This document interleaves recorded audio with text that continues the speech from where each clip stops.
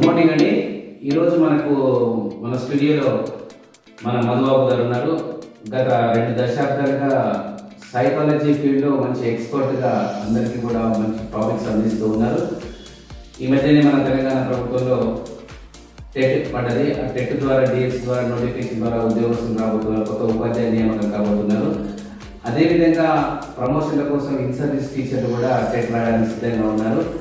మరి ఈ టెట్ ఎగ్జామ్లో 30 మార్కుల దాని సైకాలజీ పేపర్ ఉంటుంది. ఈ 30 మార్కులు సాధించడం కోసం ఏ విధమైనటువంటి పద్ధతులు పాటించాలి, టిప్స్ ఏమైనా ఉన్నాయని మనం ఈరోజు మధుబాబు గారిని అడిగి తెలుసుకుందాం. నమస్కారం అండి మధుబాబు గారు. మీరు ఒక టీచర్గా ఉంటూ మన సైకాలజీ విషయంలో విద్యార్థులకు కానీ, ఛాత్రోపాధ్యాయులకు కానీ, లేకపోతే ఇన్ సర్వీస్లో ఉన్న ఉపాధ్యాయులకు కానీ సైకాలజీ పరంగా ఎన్నో విషయాలు అందిస్తూ ఉన్నారు. మా ఉపాధ్యాయుల తరఫున కూడా మీకు స్వాగతం పలుకుతూ ఉన్నాం. ఈరోజు మా ముఖ్యమైనటువంటి సమస్య ఏంటంటే టెట్ ప్లస్ డిఎస్సి 2 ఉన్నాయి. టెట్ డిఎస్సి 2 రాయడానికి ఈ ఉపాధ్యాయులకు అంటే డిఎస్సి రాయబోయే వాళ్ళకు సమయం సరిపోతుందా? రెండింటిని కవర్ చేయాలంటే టెట్లో సైకాలజీ అంటే ఆ 30 మార్క్స్ క్వశ్చన్స్ అటెండ్ చేయాలంటే ఎలాంటి జాగ్రత్తలు తీసుకోవాలి, కొన్ని టిప్స్ చెప్తారని మేము ఆశిస్తున్నాం. డెఫినెట్లీ రెడ్డి గారు, ఇక్కడ మనకు వచ్చేసి టెట్ డిఎస్సీలు ఉందండి. ఇప్పుడు కొత్తగా వచ్చేసినటువంటి డిఎస్సి న్యూ సిలబస్లో సైకాలజీ పార్ట్ను కూడా పెట్టడం జరిగింది. గతంలో అయితేనేమో డిఎస్సిలో సైకాలజీ పార్ట్ లేకుండా ఓన్లీ టెట్లో మాత్రమే ఉంటుంది. ఇప్పుడు మనకు ఉన్నటువంటిది తక్కువ టైం. టెట్ రేపు రాయబోయేది 20 నుంచి స్టార్ట్ అవుతుంది. పేపర్ 2 వాళ్ళకి. పేపర్ 1 అయితే 23rd నుంచి స్టార్ట్ అవుతుంది. ఈరోజు ఆల్రెడీ ఆల్మోస్ట్ 16th డేట్. ఈ 4-5 డేస్ మనం సైకాలజీలో ఇంపార్టెంట్ టాపిక్స్ చూసుకొని ప్రిపేర్ అవుతే వాళ్ళు డిఎస్సి టాపిక్స్ కూడా యూజ్ అవుతుంది. ఇంకొక విషయం ఏంటంటే ఉన్నది 10 రోజులు అంటే రిజల్ట్. ఇప్పుడు మనకు లాస్ట్ ఎగ్జామ్ వరకు ఎప్పటి వరకు ప్రిపేర్ అవుతున్నారో వాళ్ళంతా టెట్ ప్రిపేర్ కావడమే అత్యంత కీలకమైనటువంటి విషయం. డిఎస్సికి టెట్ చదివే ప్రతి ఎలిమెంట్ డిఎస్సికి యూజ్ అవుతుంది. ఎట్లాగా అంటే మనకు మ్యాథ్స్ ఉంది మెథడ్, సైన్స్ ఉంది మెథడ్. పేపర్ 1 వాళ్ళకైతే 80% టెట్ ఎస్జిటికి యూజ్ అవుతుంది. 80% except GK and perspectives. But వేరేజ్ పేపర్ 2 వాళ్ళకైతే కంటెంట్, మెథడ్స్ స్కూల్ అసిస్టెంట్లో ఇక్కడ 2 రకాలుగా యూజ్ అవుతారు. బట్ వేరేజ్ ఒక బయోసైన్స్ స్కూల్ అసిస్టెంట్ వాళ్ళకు మ్యాథ్స్ ఇక్కడ చదివినప్పటికీ డిఎస్సిలో యూజ్ కాదు. మ్యాథమెటిక్స్ వాళ్ళకు కూడా యాజ్ యూజువల్గా ఇక్కడ చదివినటువంటి ఏదైతే బయాలజీ కంటెంట్ ఉందో, ఫిజిక్స్ ఉందో, that may not useful for DSC. But remaining all parts are equal to the TET and DSC కరికులంలో యూస్ఫుల్ ఉంటుంది. ఓకే, అంటే టెట్కు డిఎస్సికి ఇప్పుడు టెట్ ప్రిపేర్ అవుతుంది, డిఎస్సి ఆటోమేటిక్గా రాయొచ్చు అంటారు. రాయొచ్చు అంటే 90% ఆఫ్ ద సిలబస్ టచ్ అవుతుంది. ఇదంతా యూజ్ అవుతుంది. అడిషనల్ ఇంకా డిఎస్సిలో చదవచ్చు. ఓకే, ముఖ్యంగా ఇప్పుడు టెట్లో సైకాలజీలో ఏ టాపిక్స్ మీద ఎక్కువ కవర్ అవుతుంది? మార్క్స్ స్కోర్ చేసుకోవాలంటే ఎక్కువ ఏ టాపిక్స్ అయితే బాగుంటుంది? మెయిన్ అండి అభ్యసనం.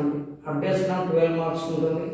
శిశు వికాసం 12 మార్క్స్ ఉంటుంది. పెడగాజీ 6 మార్క్స్ ఉంటుంది. ఓకే, అభ్యసనం ఒక టాపిక్ నేచర్ ఏం సార్ అంటే అప్లికేషన్స్ ఉంటాయి. ఓకే, అంటే మనకు డైరెక్ట్ కంటెంట్ కనిపిస్తుంది పుస్తకంలో, కానీ సైకాలజీలో వచ్చిన చిక్కు ఏంటంటే అప్లికేషన్ చేయాలంటే ఆ ఎగ్జామ్ కాగా మన మైండ్ పవర్ని అప్లికేషన్ ఓరియంట్ చేంజ్ చేసుకోవాలి. ఓకే ఓకే అట్లా ఎగ్జాంపుల్ ఏమంటే పావ్లో సిద్ధాంతాన్ని చదువుతుంది.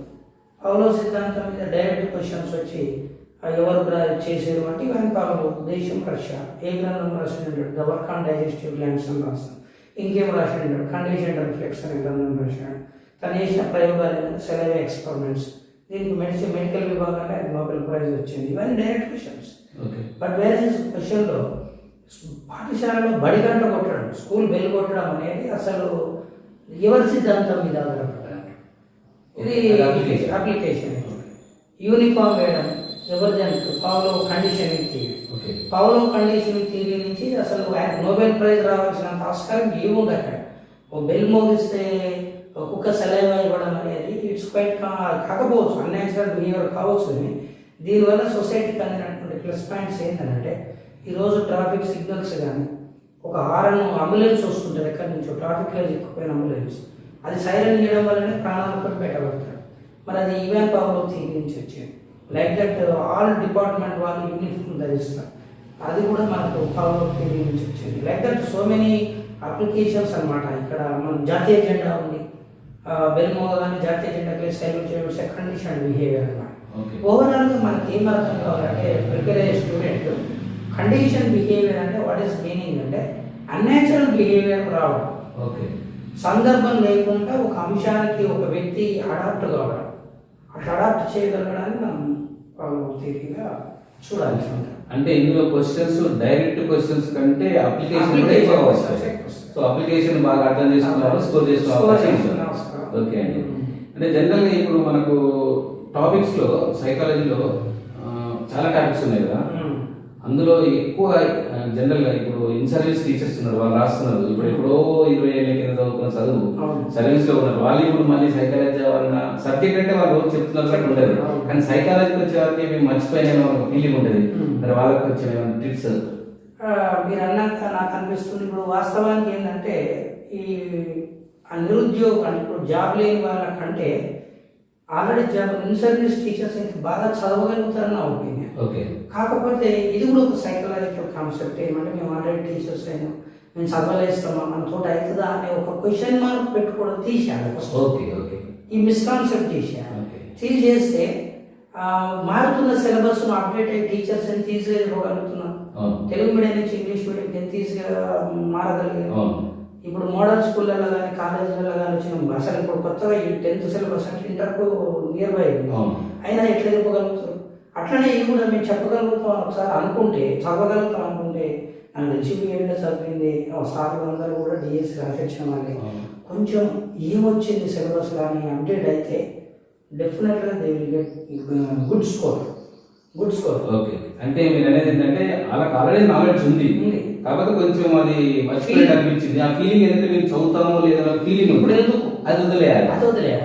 ఇప్పుడు ఎందుకు మాకు మీరు రాయగలిగిన ఆ ఫీలింగ్ ఒకటి తీసేస్తే ఓకే చాలా సమర్థవంతంగా వాళ్ళు బ్యూటిఫుల్ స్కోర్ తీసుకురాగలుగుతారు. నో డౌట్ అంటే అవసరం అనుకుంటే వాళ్ళ కొరకు మీ ద్వారా ఒకటి లైవ్ క్లాసింగ్ కానీ ఒక ర్యాపిడ్ ప్రిపరేషన్ క్లాస్ ఒకటి చేద్దాం. మార్నింగ్ టు ఈవినింగ్ వరకు క్లాస్ పెట్టేసి 2 సెషన్స్ 3 సెషన్స్ అంటే వాళ్ళకి ఏమైందంటే కొత్త సిద్ధాంతం తెలియదు వాళ్ళకి. వైగాట్స్కి థియరీ ఉంది, అప్పుడు చదివినప్పుడు లేదు. నోన్ ఛాన్స్కి థియరీ ఉంది, అప్పుడు ఉంది, ఇప్పుడు లేదు. ఆ నోన్ ఛాన్స్కి ఏమంటాడంటే పిల్లలలో భాష లాంగ్వేజ్ అనేది బై బర్త్ వస్తుంది అంటే మనం ఎవరు నమ్మం దాన్ని. చామ్స్కీ ప్రకారం భాష పుట్టుకతో ఎట్లా వస్తుంది, అమ్మాయి నేర్చుకు వస్తుంది కదా అనుకుంటాం మనం.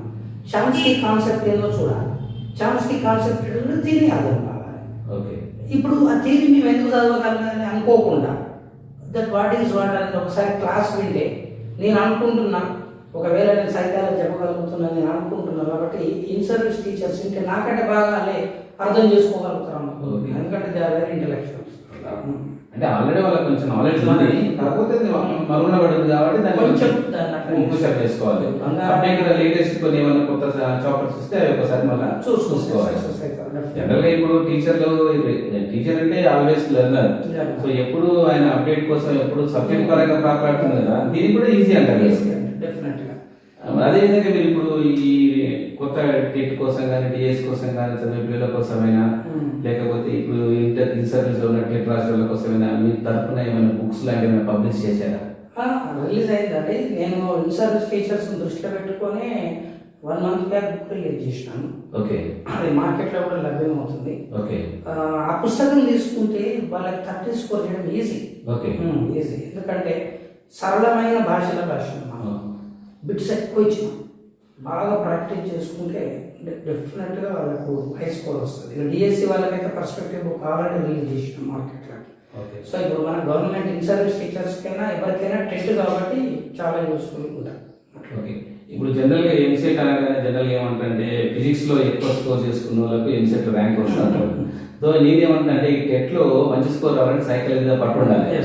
సైకాలజీ మీద పట్టు ఉంటే ఖచ్చితంగా, ఎందుకంటే సబ్జెక్ట్ మీద పట్టు ఉంటుంది. సైకాలజీ మీద ఒకటి మెయిన్ హీరో అనేది ఇప్పుడు టెట్ లో సైకాలజీ అంటారు. సో సైకాలజీ పరంగా మీరు ఇప్పుడు టీచర్స్ అందరూ కూడా క్షేత్రోపాధ్యాయులు ఎవరైతే రాబోతున్నారో మంచి సలహాలు ఇచ్చారండి. మరి వాళ్ళందరికీ కూడా సింపుల్ గా ఏం చేస్తే ఈజీ గెట్ అయ్యేటువంటి 2 మాటలు చెప్పండి. ఓకే, మీరు అభ్యసనం మొదట ఒక పని చేయండి, తక్కువ టైం ఉంది 4-5 days. మీరు చేయాల్సిన పని ఏంటి అంటే థియరీస్ ఫస్ట్ చదువుతాను. నేను ఈరోజు 16th డేట్ 17th, ఈరోజు 16th డేట్, ఈరోజు చెప్తున్నాను, గుర్తుపెట్టుకోండి. Erikson theory definite question, Chomsky theory definite question, Vygotsky theory definite question, Jean పియాజే theory definite question, Sigmund Freud ఇచ్చినటువంటి డిఫెన్స్ మెకానిజమ్స్ ఏరియాలకి డెఫినెట్ క్వశ్చన్. ఇవి కాకుండా కార్ల్ రోజర్స్ థియరీ ఉంది, ఇవాన్ పవలో థియరీస్ ఉన్నాయి. సిద్ధాంతాలు మంచిగా చదువుకుంటే 12 మార్కులు వస్తాయి, 12 మార్కులు వస్తాయి. ఇవి కాకుండా పరీక్షలు, ప్రజ్ఞా పరీక్షలు, మూర్తిమత్వ పరీక్షలు, వైఖరి పరీక్షలు, అభిరుచి పరీక్షలు, ఇవి చదువుకుంటే 2 మార్కులు వస్తాయి, 18 మార్కులు. 80 మార్క్స్ జేబులు వేసుకున్నట్టు సార్. ఏ సబ్జెక్ట్ అయినా సార్ చెప్పే తారీఖుని బట్టి, చదివే తారీఖుని బట్టి గుడ్ స్కోర్ తీసుకురావడానికి ట్రిక్స్ ఉంటాయి. ఓకే, నేను చెప్తున్నాను కదా, ఈరోజు ఈ షార్ట్ కట్ టెక్నిక్ అనమాట. మీరు అన్న 2 మాటల్లో చెప్పండి సార్, 2 మాటలు చెప్తున్నాను. ఒకటి థియరీస్, 2 పరీక్ష. ఈ రెండింటి మీద మీరు గ్రిప్ సంపాదించుకోండి. 18-20 స్కోర్ మీకు అవలీలో వస్తుంది. ఇంకొంచెం కాన్సెప్ట్ డెవలప్ చేసుకుంటే 25 వస్తాయి. సైకాలజీలో 25 వచ్చినాయి అంటే మీకు మామూలుగా ఓసీ అయితే 90 స్కోర్ ఉంది, బీసీ స్కోర్ అయితే 75 ఉంది, ఎస్సీ ఎస్టీ స్కోర్ ఏదో 60 ఉంది. కాబట్టి మీరు 25 స్కోర్ ఇందులోనే తీసుకొచ్చుకుంటే రిమైనింగ్ స్కోర్ను మీరు ఈజీగా గెట్ ఆన్ కావచ్చు. డెఫినెట్లీ క్వాలిఫై కావాలి. ఇన్ సర్వీస్ టీచర్స్ అయినా, సర్వీస్ ఇప్పుడు నిరుద్యోగులైనా ఫస్ట్ క్వాలిఫై కావాలి. స్కోర్స్ అన్నది క్వాలిఫై అయితే నిరుద్యోగులు they ready for to attend DSC. ఇక ఆల్రెడీ ఇన్ సర్వీస్ టీచర్స్కి అయితే ఏంటంటే ప్రమోషన్కి భరోసా ఒకటి మనం చేసుకున్నట్టు, బుక్ చేసుకున్నట్టుగా ఫిక్స్ అయిపోయినట్టు ఉంటుంది. ఓకే, థ్యాంక్ యూ అండి. అలాగే ఇప్పుడు మీరు సైకాలజీలో ఎక్స్పర్ట్ కూడా సైకాలజీ సూచనలు ఇచ్చారు. ఒక సైకాలజీ కాకుండా మీ సబ్జెక్ట్ పరంగా అంటే ఇప్పుడు సోషల్ కాంటెంట్ ఉంటుంది, బయాలజికల్ సైన్స్ కాంటెంట్ ఉంటుంది, మ్యాథ్స్ కాంటెంట్ ఉంటుంది. దాంట్లో కూడా మరి ఈక్వల్ టు సైకాలజీ, ఇంగ్లీష్ అనేది కామన్ ఉంటుంది. ఇంగ్లీష్ పరంగా ఎలాంటి కొన్ని టెక్నిక్స్ పాటిస్తే సైకాలజీ స్కోర్ చేసుకోవచ్చు? నా మొదటి సబ్జెక్ట్ వచ్చేసి బయాలజీ అడిగారు. బయాలజీ సబ్జెక్ట్ యొక్క పాత్ర మనం తీసుకున్నట్లయితే ఇక్కడ కంటెంట్లో మ్యాథమెటిక్స్ కంటెంట్ ఎక్కువ ఉంది మీకు. అది 24+6 30 మార్క్స్ ఉంది. ఇక్కడికి వచ్చే వరకు బయాలజీ 12+3 12+3 ఉంది. అంటే మీకు ఫిజిక్స్ బయాలజీ యొక్క పాత్ర వాస్తవానికి తక్కువ. బయోసైన్స్ స్కూల్ అసిస్టెంట్ ప్రిపేర్ అయ్యే పర్సన్ ఎవరైనా ఉన్నారనుకుంటే జనరల్ సబ్జెక్ట్స్ను, బయాలజీని, మెథడ్స్ చదువుకుంటే ఒరిజినల్గా బయాలజీ కంటెంట్ ప్లస్ మెథడ్స్ రెండింటి మీద గ్రిప్ సంపాదించవచ్చు. ఒకవేళ మ్యాథ్స్ వాళ్ళ ప్రీవియస్గా నాలెడ్జ్ ఉందనుకుంటే ఓకే, లేదంటే మ్యాథ్స్ పట్టుకోకపోవడం బెస్ట్. ఎవరి మదర్ సబ్జెక్ట్ వాళ్ళు పట్టుకుంటే, ఎవరి గురించి చెప్తున్నాను, ఇన్ సర్వీస్ టీచర్స్ గురించి చెప్తున్నాను, వాళ్ళు ఎవరు మదర్ సబ్జెక్ట్ వాళ్ళు పట్టుకొని చదివి జనరల్ సబ్జెక్టుల మీద గ్రిప్ సంపాదించి మెథడ్ ఒకటి మాత్రం బాగా చదివితే ఒక్క మెథడ్ చదివితే 3 మెథడ్లను మనం చేయొచ్చు. అట్లా ఉంటుంది. ఇప్పుడు 30 మార్క్స్లో ఒక 24 మార్క్స్ ఏమో కాంటెంట్ వస్తుంది, ఒక 20 మార్క్స్ 26 మార్క్స్, ఒక 4 to 6 మార్క్స్ మాత్రం మెథడ్స్ వస్తాయి.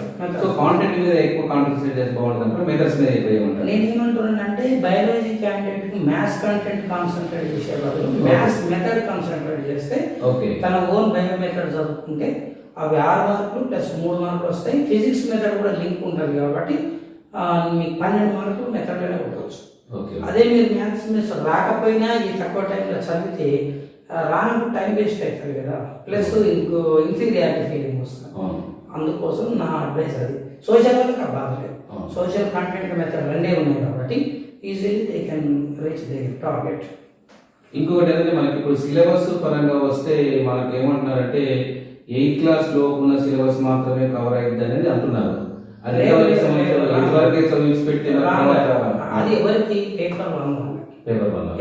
పేపర్ 2 డెఫినెట్ గా 10th క్లాస్ వరకు చదవాల్సిందే, చదివి తీరాల్సిందే, నో సెకండ్ క్వశ్చన్. ఓకే అండి, చాలా సంతోషం. మీరు ఈరోజు మా అందరికి కూడా ఉపాధ్యాయులు, కాబోయే ఉపాధ్యాయులు, రింగ్ సర్వీస్ లో ఉన్న ఉపాధ్యాయులందరికీ కూడా టెట్ ఏ విధంగా రాయాలి, ముఖ్యంగా సైకాలజీ పరంగా ఎలాంటి జాగ్రత్తలు తీసుకుంటే మంచి మార్కులు వస్తాయి, ఎలాంటి ట్రిక్స్ పాటిస్తే మంచి మార్కులు వస్తాయి, మంచి టిప్స్ చెప్పారు. అదేవిధంగా మిగతా సబ్జెక్ట్ పరంగా కూడా ఏం చదవాలి, కాంటెంట్ ఎంత చదవాలి, సబ్జెక్ట్ ఎంత చదవాలి, మెథడ్ ఎంత చదవాలి చాలా సవివరంగా చెప్పారండి. మరి మీకు అందరి తరఫున కూడా చాలా థ్యాంక్ యూ.